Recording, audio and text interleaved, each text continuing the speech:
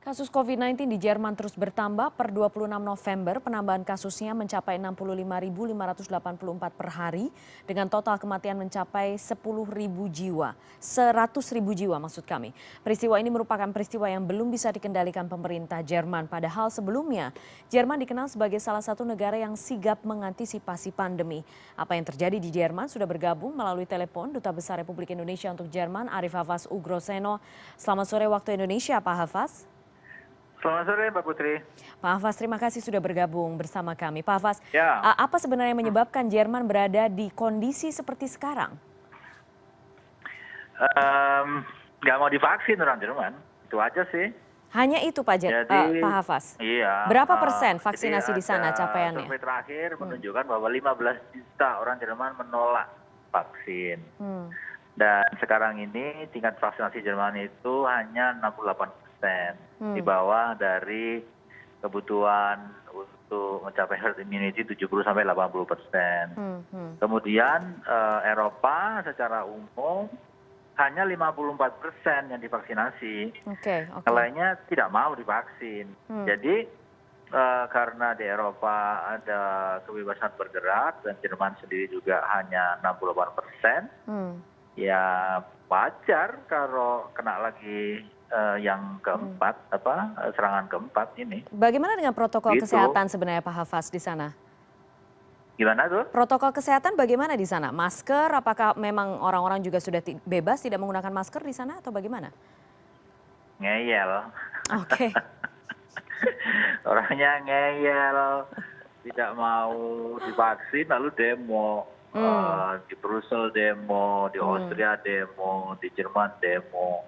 Jadi ya nggak ikut aturan dan prokesnya mengendor begitu. Prokesnya Lalu mengendor, winter oke, kan, oke. winter orang tinggal di dalam ruangan, nah cepat sekali spreadingnya.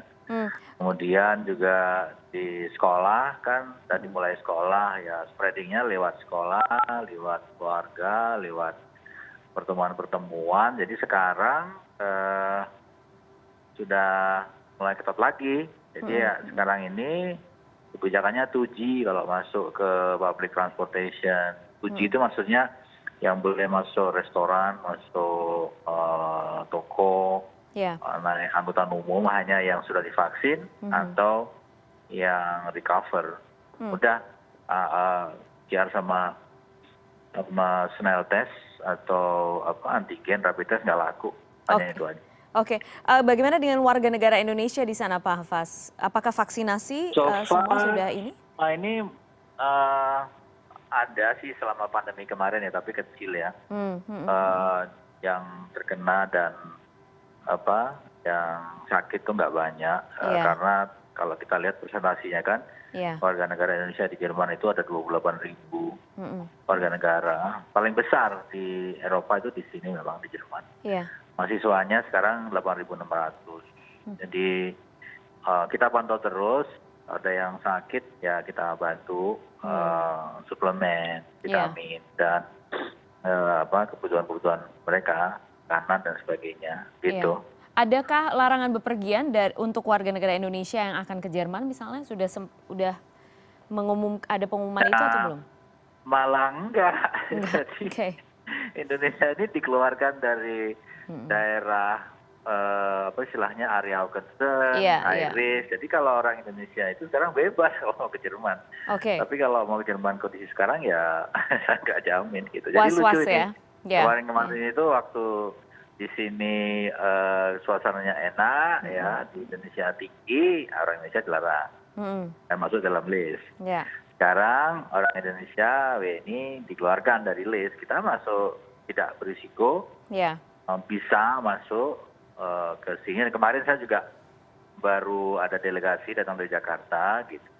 Tapi ya mereka nggak bisa kemana-mana karena aturannya sangat ketat gitu.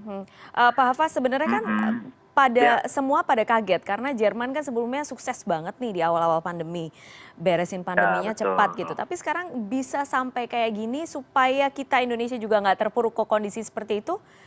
Apa yang bisa kita ambil sih sebenarnya, Pak Hafaz? Hanya dua sih pesannya, message lesson learn-nya itu pertama yang vaksin, dan kedua prokes yang ketat. Karena kalau kita lihat kasus di Spanyol, sekarang ini rendah. Karena tingkat vaksinasi di Spain itu hampir 80%, dan orang Spanyol itu ngantri di luar itu pakai masker mereka. Oke. Di super ketat, jadi very low infection. Nah, itu aja, nggak ada lagi gitu, vaksinasi dan prokes. Nah, masalahnya di Jerman ini dan di Eropa Barat beberapa negara ya, ini menjadi isu politik. Oke. Karena menurut mereka vaksinasi itu tidak boleh wajib. Kalau vaksinasi itu wajib, maka melanggar hak asasi mereka, begitu. Namanya the right to physical integrity.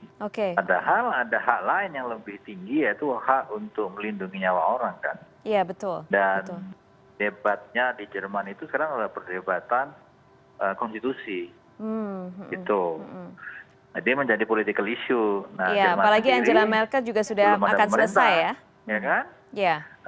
Jadi semua tidak mengambil keputusan.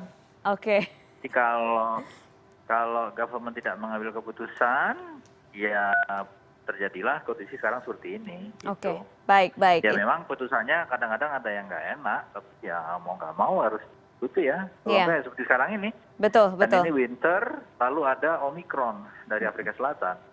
Iya. It's scary.